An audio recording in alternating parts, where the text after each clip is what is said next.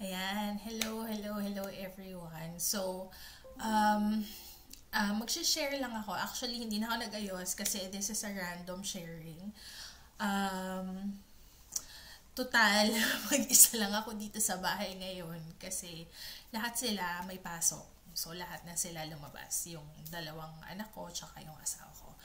Um, I guess I wanted to do this sharing because ang dami ko na naman ulit nakikitang mga kababayan natin na having sentiments about trying to get a job here in Canada, whether it's in Toronto or other parts of Canada. So, ano ba yung sikreto? Paano ba talaga how are you gonna how will you be able to land your ideal job or at least a job para sa iba kasi mahirap talaga ang daming nagsasabi na mahirap talagang maghanap ng trabaho dito sa Canada. So, I don't think that it's a secret, pero um, I will share this because this is my husband and I's experience regarding trying to get a job or at least yung mga napasukan namin na trabaho dito sa Canada, kung ano yung naging experience namin. And we wanted to share it lalo na dun sa mga um, nasa IT industry din from the Philippines. Tapos, nagpunta rito sa Canada, tapos ine-expect nila na ganun din yung magiging trabaho nila dito. So, quick background. When we came here in 2022, we were 100%, 101% ready kung ano man yung magiging experience namin dito. Swerte kami na meron kaming natirahan na kamag-anak at natulungan kami how to start here in Canada. Pero most of the work din naman ginawa talaga namin. And I think that was June, July, August. 3 months after landing here, nagtiis muna ako as a cleaner. So, I cleaned, filthy bathrooms, washrooms, houses, yung mga nag-move out na maraming kalat na tinira doon sa condo, sa bahay. So, yung mga ganun yung nilinis ko before. Now, yes, admittedly, I saw myself as bakit ganito? Bakit kailangan na ganito yung maging trabaho ko and all? But, more than that, mas naisip ko pa rin na kailangan ko talagang humita ng pera, di ba? Kahit na nag-aaral ako, kailangan ko pa rin talaga ng extra kahit papano. Even though may nakasalo sa amin na kamag-anak nun. So, yung husband ko, kasi ako yung student, so yung husband ko, siya din, nag-try din siyang maghanap ng trabaho. And ang nakuha niyang trabaho was a produce clerk na malapit lang din sa tinitira namin. So, it's just walking distance. And at least, hindi niya kailangan mag-commute. So, I study in Humber sa downtown Toronto, pero galing ako ng Etobicoke. So, more than 1 hour yung biyahe. And then sometimes yung mga cleaning jobs, umaabot hanggang sa Scarborough. So, ang layo din nun, di ba? Syempre, tiyaga lang. So, after 3 months as well. So, napagod ako kasi ang hirap ng pagsabayin. Syempre, marami ring mga project. I took a project management and maraming mga group work. So, yun yung isa sa nakakakain ng time ko kasi after the class I have to meet up with my teammates, ganon. And I also joined the clubs in school, so medyo active kasi priority ko rin yun that's for my involvement sa school at saka sa kumbaga personal development din na ma-practice ko yung English with my classmates, di ba? So, nag-quit ako sa cleaning job and I got hired as a move-in coordinator sa rental property, which is a really good company. And I guess the reason why I got hired there is because I had a cleaning job. Sabi ko kasi noon, familiar ako kasi nakakapaglinis ako sa mga condo, nakikita ko yung setup and all. Tapos, meron din akong experience with a real estate company in the Philippines. So, medyo similar, right? So, and I guess, because it's a move-in coordinator position, syempre, nung interview ko, pinakita ko yung strength ko with yung pleasing personality. So, those factors, I guess that's why they hired me. And then, when time came na nag-open naman yung concierge position sa another building, same company, excuse me, na-hire din ako. So, same din lang yung pinakita ko during the interview. And I said, kaya ko pang kunin talaga yung responsibility na yon. Kasi hindi naman masyadong mabigat yung trabaho as a move-in coordinator and it's only on weekends. So, sabi ko, if meron akong spare na araw, tapos kailangan nila ng tao, let's say may nag-leave off or may nag-absent bigla, pwede ako. So, yun yung nangyayari sa buhay ko noong time na yun. Kaya medyo super busy yun. Sabay-sabay yun, aral at saka yung mga trabaho na yun.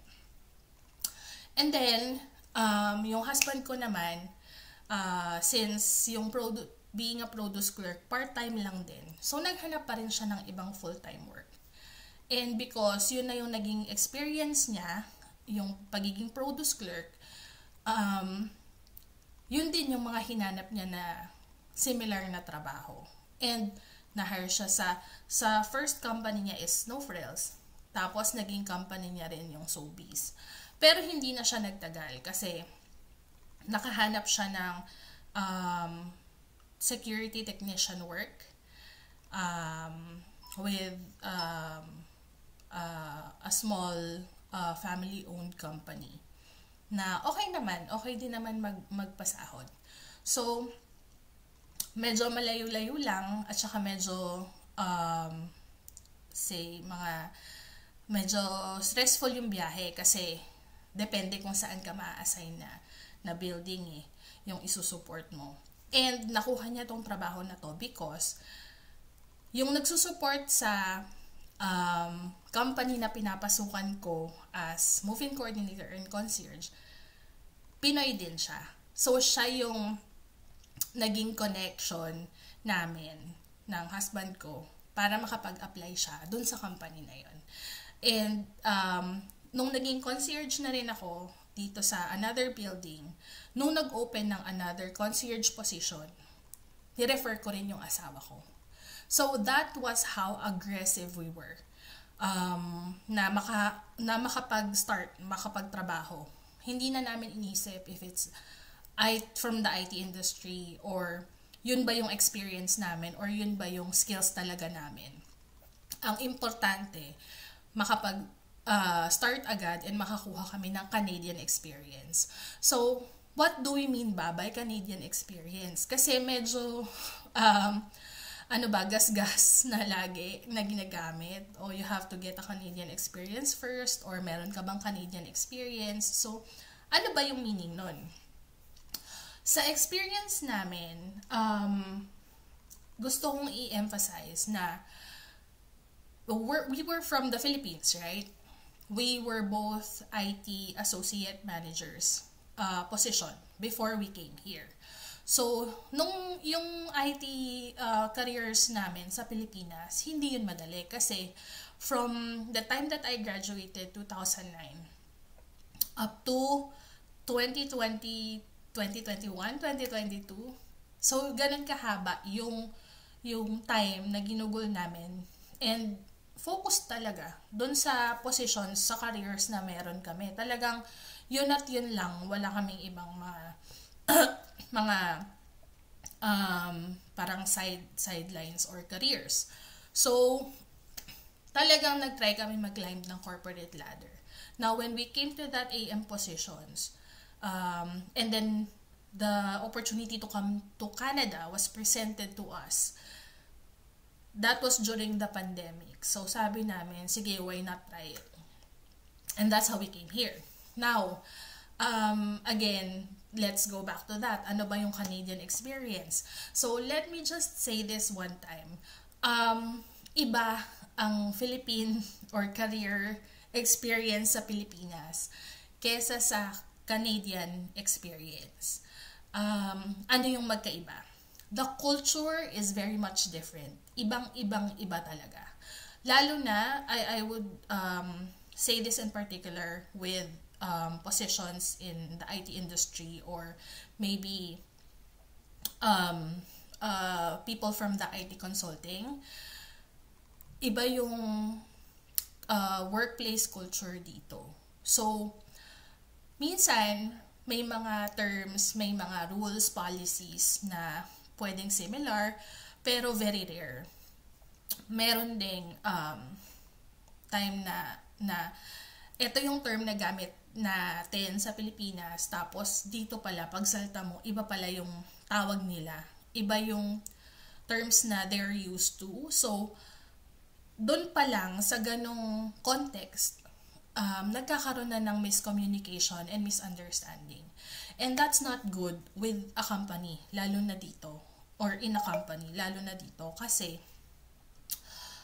very particular sila with communication. So, gusto nila, nagkakaintindihan talaga kayo. And, if you are not able to articulate or express yourself straight in English or maybe use yung the right vocabulary, pag nahihirapan kayo doon, yun pa lang kailangan nyo ng practicein kasi sobrang laking percentage ng during the interviews na makita pa lang kayo na hindi kayo mag-buckle sa mga pinagsasabi nyo sa interview. So, doon pa lang, pwedeng mahina na kayo. Pwedeng hindi na agad nila kayo i-hire. Now, kung magaling naman kayo doon, magaling kayo sa communication. So, you might say, okay naman ako sa pagsasalita. Bakit hindi pa rin ako ma-hire? It can be because yung skills na meron kayo sa Pilipinas, hindi swak sa hinahanap nila. So, another thing, ayan, so one thing din na very particular sila is yung match or alignment ng skill set mo dun sa skill set na hinahanap talaga nila. So, keep in mind that positions here that's available, yung mga hinahanap ng employers, talagang kailangan nila na ganon yung ma-hire nila na tao. Kung ano yung hinahanap nila, not necessarily what is in the job description, kasi minsan may mismatch or misalignment din doon. Like, if hindi masyadong aware yung HR kung ano talaga yung hinahanap ng hiring manager, minsan hindi rin swak yung nasa job description. So, syempre, pag ganon, wag kayong magpadala sa parang fear or wag agad kayo mag-back out. Pwede niyo pa rin naman siyang pasahan ng resume, right? If you think that you can pass that position or yung skill set niyo match dun sa nakalagay sa job description, why not, right? There's no harm in trying. Pero yun sinasabi ko, sometimes may mismatch doon. Pero most of the time, kung ano yung hinahanap nila dun sa job description, dun sa job description tsaka during the interview, kasi masisense nyo naman yun kung ano yung mga itatanong sa inyo, yun talaga yung need nila at that time and need nilang ma-feel 'Di ba? Yung position na yon. So, hindi sila mag-hire na basta-basta na parang katulad sa Pilipinas. Sa IT consulting kasi parang nagpo-pool ng mga tao, 'di ba? Kasi kailangan mo munang ma-fill yung positions na yon even before you propose doon sa client. So, syempre gusto nilang business is business. They would like to say we have this much or this much people, or ito yung nasa pool namin. Tapos, ito yung offer namin sa inyo. Kaya naming i-provide yan. Which is, that's not the case here in Canada. Kasi, ilan lang ang IT consulting dito. And there were also IT consulting companies na maliliit lang. Parang family-owned lang din, or maliliit na kumpanya, hindi katulad ng big companies in the Philippines. So, kung ano lang talaga yung kailangan nila to fill that position, yun lang yung i-hire nila. Ngayon, it's up to you to live up to that expectation on how you're going to sell yourself, kasi mapapakita mo lang yun during the interview. Now, sasabihin niya naman, hindi nga ako matawagan sa interview. The very first thing that you have to do is pass the ATS, yung automated na recruitment system. So, dun pa lang sa dun pa lang sa ATS, kailangan nyo nang pumasa. Paano papasa dun? First of all, you have to research ano ba yung ATS. Huwag kayong tamarin or huwag kayong agad-agad mag-jump into applying na hindi nyo yun inaaral, kasi masasayang lang din yung effort nyo. Lalo sa Toronto, sa mga big cities, Toronto, BC, Alberta, particularly with IT positions. Syempre, pag malalaking kumpanya yan, maraming nag-a-apply din. Lalo na pag very popular, 'di ba?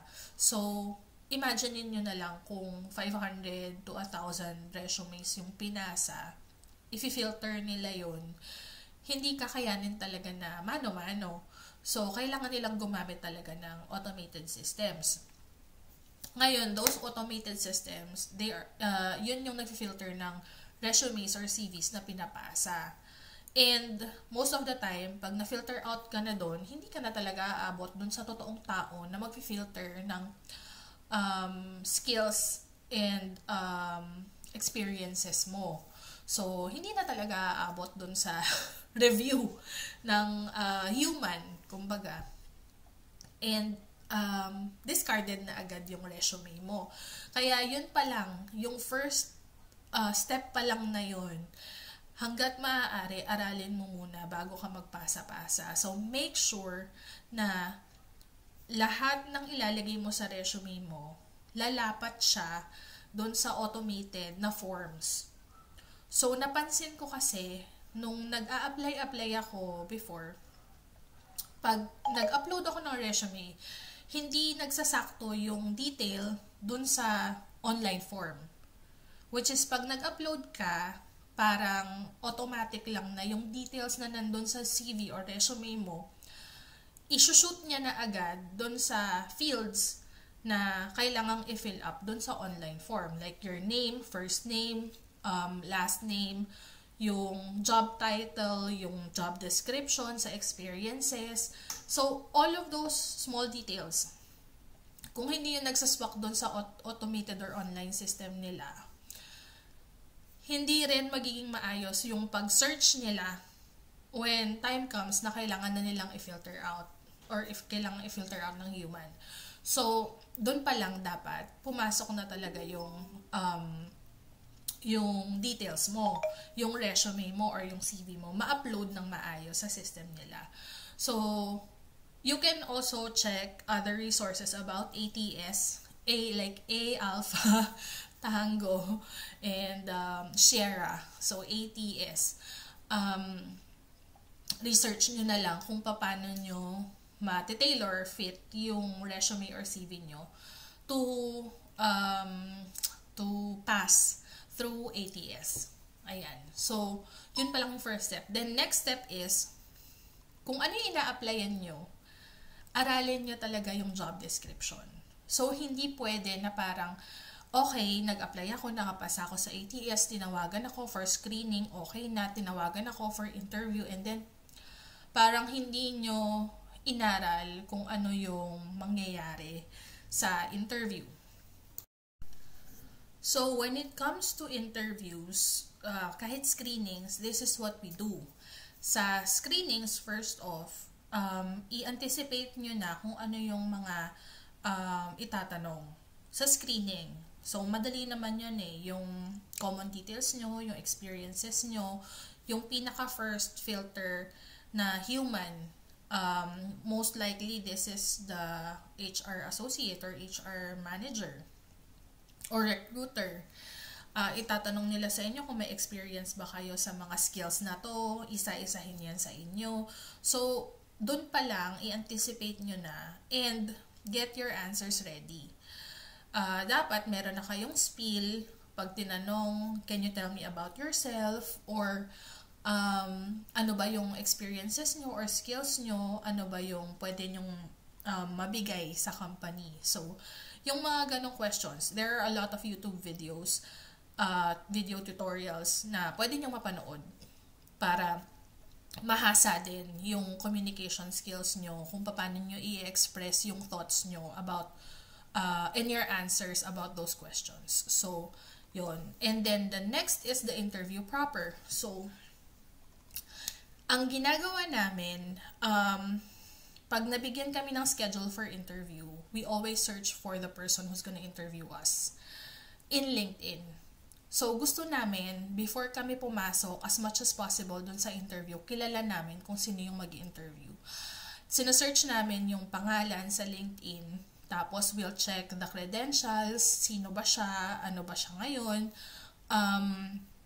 And then sometimes, kung meron kaming ample time to prepare, maghahanap kami ng different people na pumapasok sa same company. Tapos, i-message lang namin, like, random message, just be very polite. Sabihin nyo lang na, sabihin nyo lang sa kanila na you're interested in this position, ano bang masasabi nila regarding the company, their experience with the company, at saka yung leadership, you know, something to immerse yourself or connect yourself with the company para pagdating ng interview proper, hindi kayo clueless. Kumbaga, the conversation will be a smart conversation. Hindi yung parang tatanungin kayo, sasagot lang, ganon. So, may something different.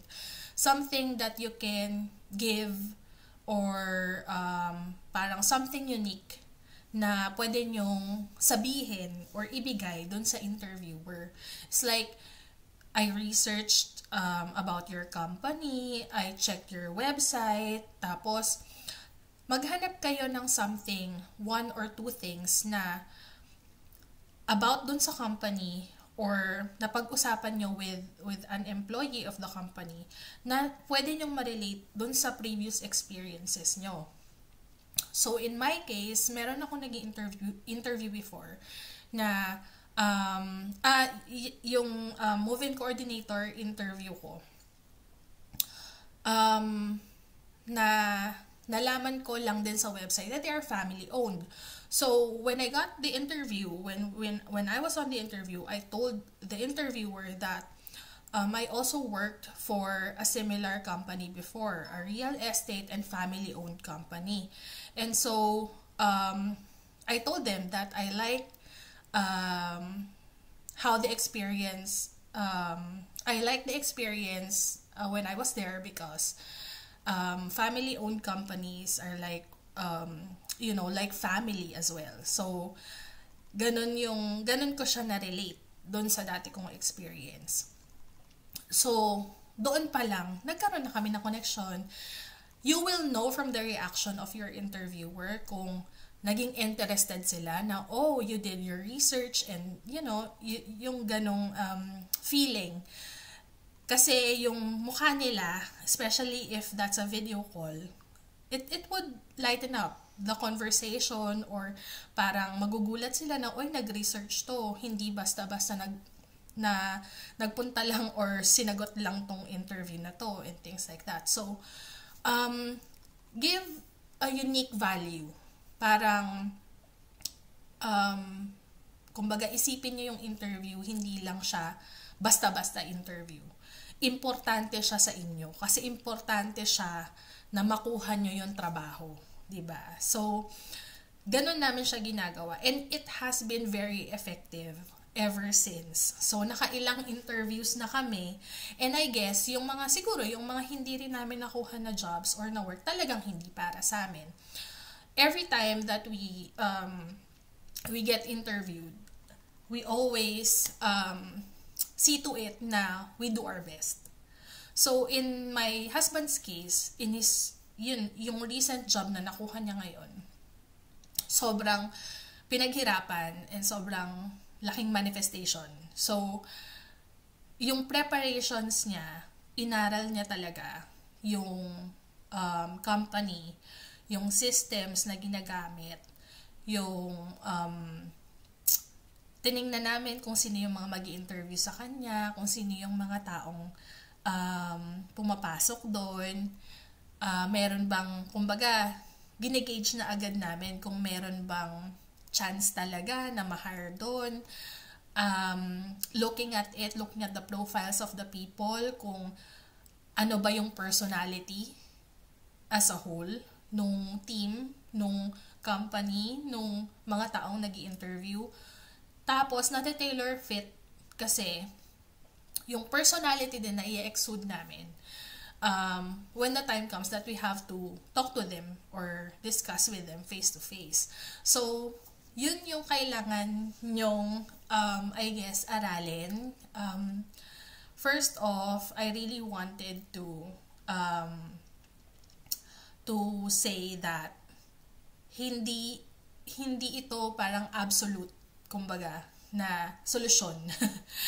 This is only to help people, lalo na in the same industry as ours, kasi parang hirap na hirap kasi yung mga tao na maghanap ng trabaho, pero in reality, marami naman talaga. Minsan nga, hindi lang nakapost sa LinkedIn or sa Indeed, kaya kailangan nyo din talagang mag-network.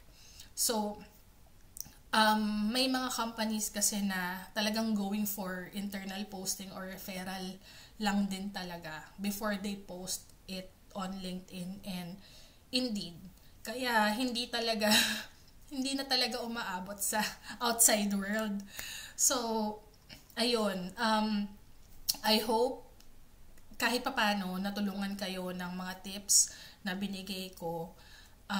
And good luck on your job hunting. Huwag po kayong mawawalan ng pag-asa kasi nandito na kayo. Huwag nyo nang sayangin yung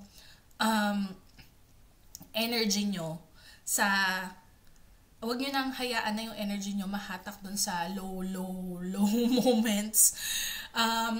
Just use that energy to use your energy, your time, your effort para talagang makuha, work on, and manifest your ideal job. May times talaga na matagal kasi itong sa husband ko, nag-antay kami ng almost 2 months. So, fortunately, tama naman yung naging desisyon namin na mag-antay. And, mafe-feel nyo naman yon. Just ask for guidance. Si Lord naman laging nandyan. Talagang, wag nyo na lang i-entertain yung mga thoughts na lalong magpapalow ng energy nyo. So, wag nyo na lang i-entertain yung thoughts na magpapalow pa ng energy nyo. Kasi, sayang, ilagay nyo na lang sa tama. Yun lang. And I guess, tiyaga lang talaga. Give it time. And keep on improving yourself. Kasi, again, I repeat, kung ano yung hinahanap ng kumpanya, nung hiring manager, ibig sabihin talagang kailangan nila yung posisyon na yon. Talagang kailangan nilang ma-fill yung posisyon, kailangan nila yung tao na fit, really fit for that position. So, hindi kasi sila yung, let's say, ito yung scope ng isang position. Tapos, ay hindi pala niya kaya to, let's hire again another one na kayang gawin ito. So, hindi sila magdadagdag basta-basta ng posisyon kasi pera din yun, right? Babayaran din nila yung tao. So, they want to make sure na kung sino talaga ilalagay nila sa posisyon, yun talaga yung taong para doon. So, kung hindi kayo sure kung kayo yung para doon, review the job description. Kung may contact kayo from the HR, tanungin niyong mabuti. Huwag kayong matakot kasi you can express that you really wanted that position and you want to know if you really fit in that position. So, yun lang. And haba na 30 minutes. Pero thank you for watching and I hope itong video na to talaga nakatulong sa inyo. Good luck on your job hunting and dasal lang po. God bless you.